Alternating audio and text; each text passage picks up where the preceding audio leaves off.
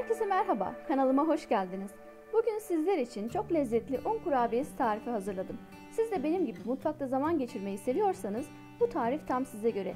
Çayınızın, kahvenizin yanına çok yakışacak enfes un kurabiyesi tarifime malzemeleriyle başlıyorum. İlk aşamada 200 gram oda ısısında tereyağını ve yarım su bardağı pudra şekerini karıştırıyoruz.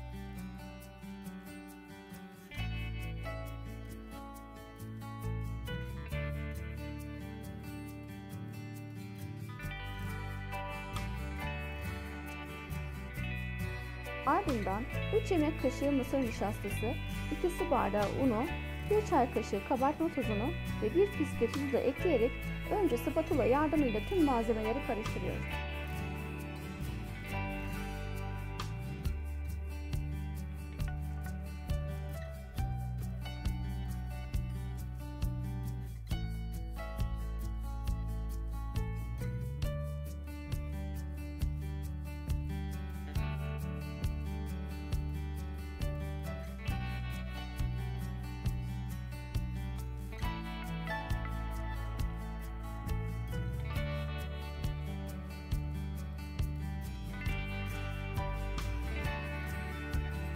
Spatula ile biraz karıştırdıktan sonra elimizle hamur toparlanıncaya kadar yoğuruyoruz.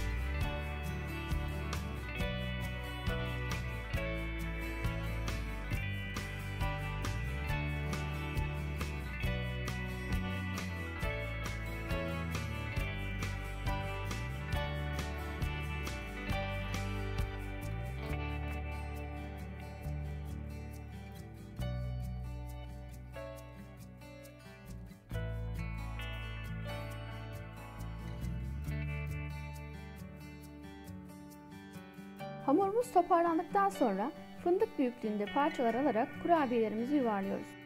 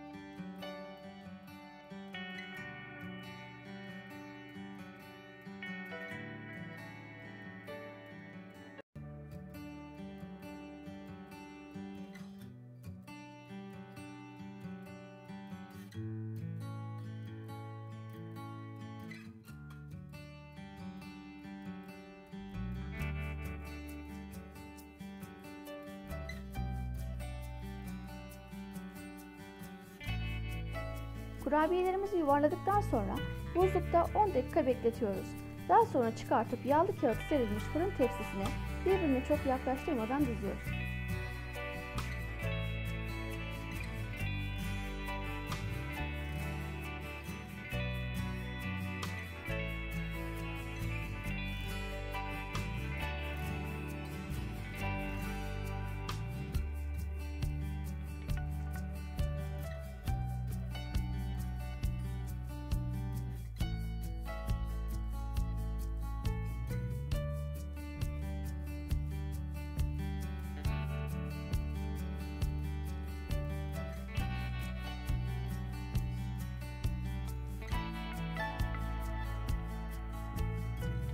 Önceden ısıttığımız fırında 180 derecede 600 ayarda ortalama 10-15 dakika kadar pişiriyoruz.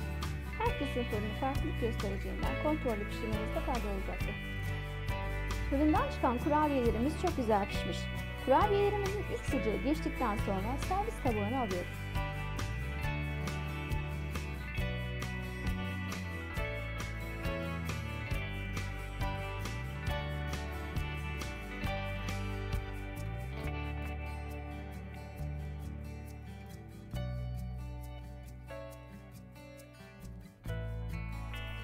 Üzerine pudra şekeri serperek servis ediyoruz. Çok lezzetli, ağızda eriyen bir kurabiye tarifi mutlaka denemelisiniz. Kahve yanı kurabiyesi olarak da misafirlerinize hazırlayabileceğiniz lokmalık enfes bir kurabiye.